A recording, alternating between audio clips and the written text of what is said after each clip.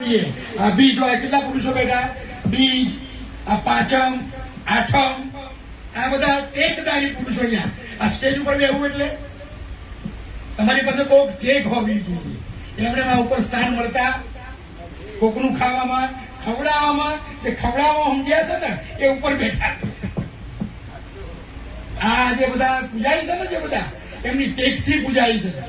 બીજના તમે જાઓ પાંચારામ બાપાને ત્યાં અવિરત જ્ઞાનનો પ્રવાહ, રોટીરામનો પ્રવાહ, પાંચમ જો લાઈનમાં બેઠા છે બધા, બીજ, પાંચમ, આઠમ બધા.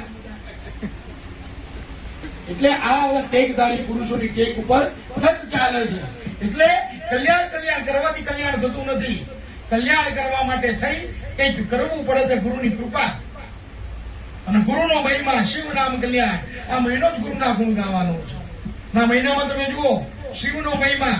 અને હમણાં આઠમ આવશે ને, જન્માષ્ટમી પડી જશે એટલે હરિ અને હર ભેગા થઈ જશે.